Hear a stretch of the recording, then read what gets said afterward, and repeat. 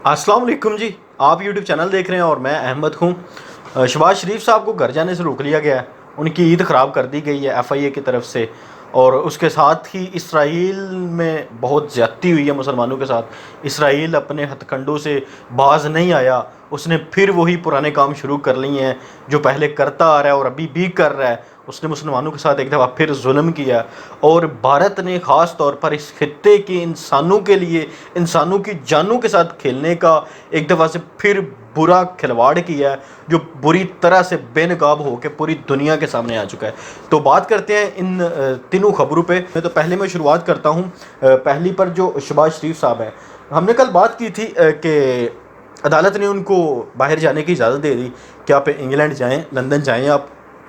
ईद गुजारें, मौज मस्ती करें, उसके साथ वापस आ जाइएगा। उसके बाद जब अदालत ने इजाज़त दी है उनको, तो उन्होंने कल 5 बजे उनको इजाज़त मिली अदालत की तरफ से कि उनका नाम एफआई जो ब्लैक लिस्ट है उससे निकाल दिया जाए, तो उनको मुल्क से बाहर जाने दिया जाए। क्योंकि वो, उनकी उम्र भी 70 साल है, कैंसर के मरीज़ हैं बेचारे हैं। तो अदालत ने उन पर तरस खाया कि अदालत ने खुद कहा कि उनकी उम्र का लिहाज करते हैं, उनकी उम्र ऐसी है तो इसका रिस्क हम ले नहीं सकते। जैसे ही एक रिस्क नहीं लिया था अदालत ने मियाँ साहब की तरफ, मियाँ नवाज शरीफ की तरफ, तो उस पर भी अदालत ने उन पर तरस खाया। उसकी हालत देखी कि उनकी उम्र इतनी है और उनके प्लेटलेट्स कम हो चुके हैं, तो उनकी जान को ख़तरा था। इसी तरह शहबाज शरीफ साहब की जान को भी ख़तरा था। तो अदालत ने ये सारी चीज़ें देखते हुए मियाँ शहबाज शरीफ साहब को भी कल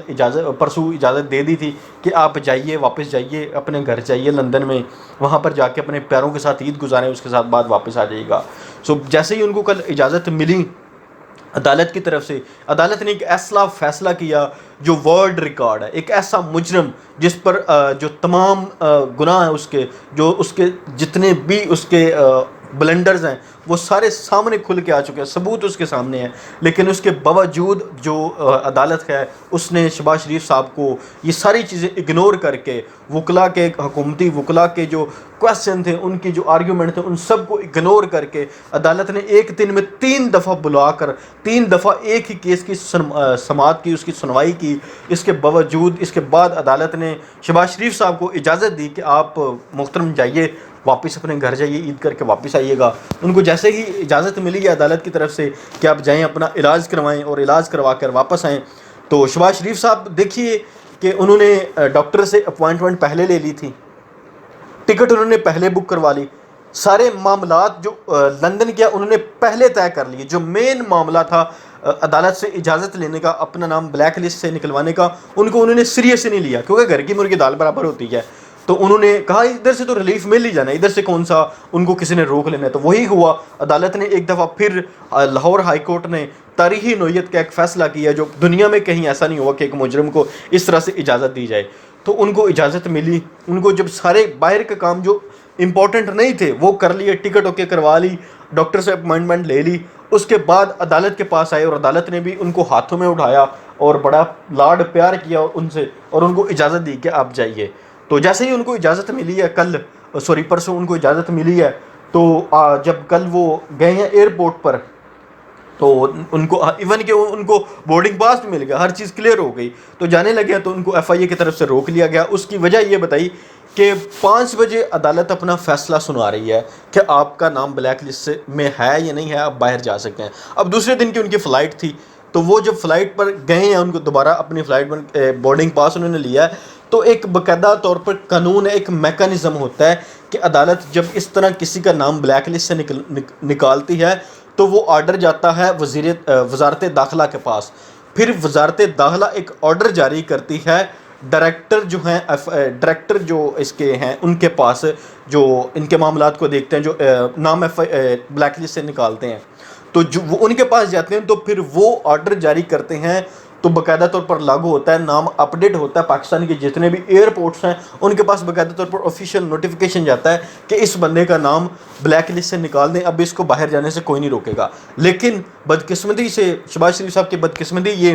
कि जब उनको अदालत की तरफ से रिलीफ मिला, एनआरओ मिला अदालत की तरफ से, तो तब शाम के 5 बजे थे। फैसला सुनवाई, जो फैसला डिटेल फैसला हुआ वो 5 बजे सुनवाया गया। तो आगे ईद की छुट्टियां थी, दफातर बंद थे, تو عدالت جب وزارت داخلہ کے پاس جانا تھا تو وہ نہیں گیا، نہ ہی پھر جو ڈائریکٹر ہیں ان کے پاس گیا، جو ان معاملات کو ڈیل کرتے ہیں ڈائریکٹر کے پاس گیا۔ تو اس کے بعد جب شہباز شریف صاحب گئے ہیں تو ان کو روک دیا گیا، ان کو کہا کہ آپ کا نام ایک اور لسٹ میں ہے جو ہمارے سامنے ہے، اس میں آپ کا نام نہیں ہے جب تک، کیونکہ وہ ایک انسپیکٹر حالی وہ کچھ کر نہیں سکتا جب تک ان کو اس کے افسران بالا کی طرف سے حکم نہ آئے، اور افسران بالا کی طرف سے بھی تب حکم آتا ہے جب اس چیز کو وزارت داخلہ اس چیز کو انڈورس کر دے، اس چیز کی انڈورسمنٹ کر دے، ویریفائی کر دے اس چیز کو کہ اس بندے کا نام بلیک لسٹ سے نکال دیا جائے۔ تو ان کے ساتھ بدقسمتی ہوئی، وہ پھر خیر اپوزیشن حکومت کو تنقید کرتے ہوئے ان کے ساتھ جو ان کے سیاستدان گئے ہوئے تھے ان کو چھوڑنے ہوئے، یہ تو اپنی پرائیویٹ ڈیوٹی سمجھتے ہیں نا کہ اب جو ان کے لیڈر ہیں وہ آئیں بھی تو ان کو ایئرپورٹ لینے جانا ہے، وہ جائیں بھی تو ان کو ایئرپورٹ چھوڑنے جانا ہے۔ مریم اورنگزیب گئی ہوئی تھی، ان کے ساتھ گئے ہوئے تھے 2-3 اور پولیٹیشین، تو انہوں نے پھر آڑے ہاتھوں لیا حکومت کو کہ حکومت اپنی جو ہے وہ بدلہ لے رہی ہے، انتقامی سیاست کر رہی ہے، حکومت نے روک رکھا ہے۔ حالانکہ اب دیکھا جائے ایک قانون، ایک میکانزم ہے، آپ خود دیکھیے گا کہ ایک میکانزم ہے، عید کی چھٹیاں ہو چکی ہیں، یہ فیصلہ جانا تھا وزارت داخلہ کے پاس، وزارت داخلہ نے آگے ایئرپورٹس کو جو ڈائریکٹر ہیں ان کو ایک آرڈر جاری کرنا تھا، پھر ان کا نام جو ہے بلیک لسٹ سے نکلنا تھا، پھر اپ ڈیٹ ہونا تھا، لیکن یہ قانون ان کو نظر نہیں آ رہا، ان کو صرف یہ چیز نظر آ رہی ہے، حالانکہ چھٹیاں عید کی، ان کو یہ چیز نظر آ رہی ہے کہ اب بھی حکومت جو ہے وہ انتقامی سیاست کر رہی ہے اور ان کو شہباز شریف صاحب کو جان بوجھ کر روکا گیا ہے۔ تو یہ تھی شہباز شریف صاحب کے حوالے سے اپڈیٹ کہ ان کی عید خراب ہو گئی ہے، کیونکہ وہ واپس ان کی فیملی ادھر، ان کی بچیاں ادھر، ان کے بیٹے ادھر، ان کی وائف ادھر، ان کا سارے کا بھائی ادھر، بجائے سوائے ان کے مریم نواز کے باقی سارے کا سارا ٹبر ادھر ہے، ان کا سارا خاندان ادھر ہے، انہوں نے گھر جا کے عید کرنی تھی تو ان کی عید خراب کر دی گئی۔ ابھی تو وہ پردیس میں ہوئے تھے، یہاں تو ان کو کاروبار ہے، یہاں تو ان کے سارے معاملات ہیں جو وہ ڈیل کرتے ہیں، تو واپس اپنے گھر جا رہے تھے لندن، تو ان کی عید خراب کر دی گئی، ان کو گھر جانے نہیں دیا گیا، اب مجبوراً ان کو عید اسی پردیس میں کرنی پڑے گی۔ اس کے ساتھ ہی بات کرتے ہیں اسرائیل میں، آپ نے دیکھا کہ کس طرح جمعے والے دن جو طاق رات تھی تو وہ لوگ عبادت کر رہے تھے، تو اسرائیلی جو پولیس فوج ہے انہوں نے ان پر حملہ کیا، ان پر نماز پڑھ رہے تھے عشاء کی، اس کے باوجود ادھر ان پر جو دستی بمب ہیں فائرنگ کی ان کے اوپر، اس کے ساتھ انہوں نے آنسو گیس کا استعمال کیا، تو ان کو یرغمال بنانے کی کوشش کی گئی۔ جو مسجد اقصی ہے وہاں پر وہ نماز ادا کر رہے تھے، اپنی عبادت کر رہے تھے، کسی کے ہاتھ میں تسبیح تھی، مصلی تھا، پانی والی بوتلیں تھیں، تو لوگ عبادت کی نیت کے ساتھ گئے ہوئے تھے، نوجوان تھے، بزرگ تھے، تو جب وہ عبادت کر رہے تھے، نماز پڑھ رہے تھے، تو ان کے اوپر اس طرح حملہ کیا گیا اسرائیل کی طرف سے، اور ان کو مجبور کیا گیا کہ وہ وہاں سے نکلیں۔ انہوں نے نماز نہیں توڑی اپنی، وہ نماز پڑھتے رہے، اس کے بعد مسلسل کوشش کے بعد 2 گھنٹے بعد انہوں نے حال کو حالی کروایا، تو جب جا کے حال حالی کروایا 2 گھنٹے بعد، اتنا حملہ کرنے کے بعد، اس طرح یرغمال بنانے کے بعد، آنسو گیس کا استعمال کیا، دستی بم کا استعمال کیا، اس کے ساتھ فائرنگ کی ان کے اوپر، مسلمانوں کے اوپر، تو اس کے اوپر جو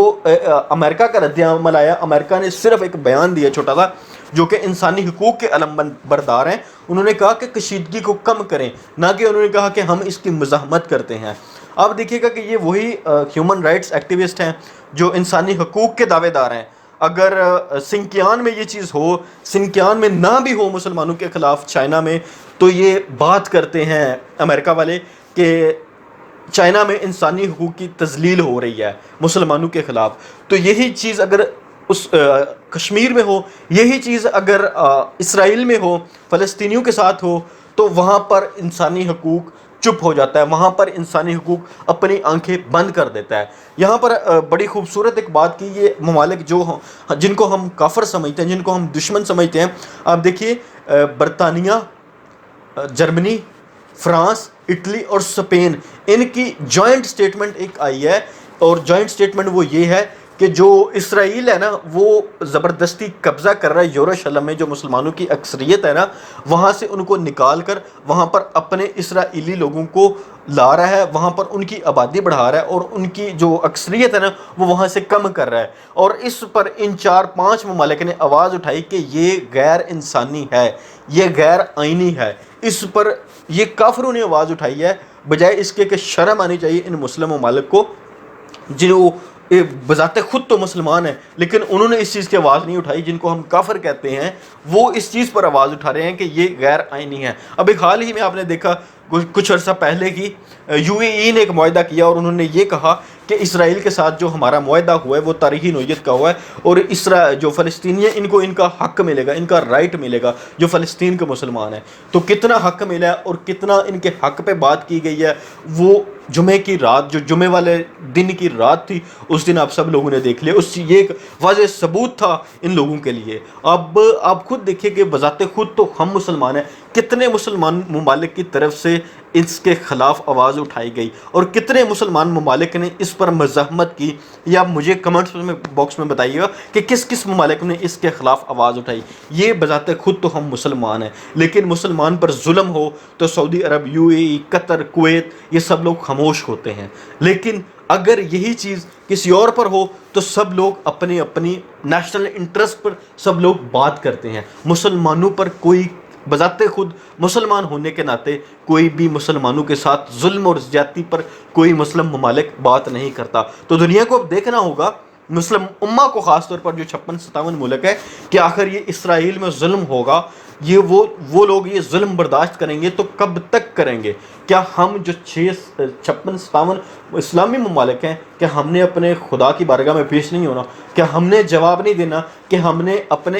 اپنی رائے دیجیے گا کمنٹ باکس میں اور بتائیے گا اس حوالے سے. ہوپ فلی آپ کو آج کی ویڈیو پسند آئی ہوگی. انشاءاللہ ملتے ہیں آپ کے ساتھ ایک نئے ٹاپک کے ساتھ، ایک نئی ویڈیو کے ساتھ. تب تک اپنا ڈھیر سارا خیال رکھیے گا اور اپنے اس چینل کا بھی. اب تک کے لیے اتنا ہی، مجھے دیجیے گا اجازت. خدا حافظ.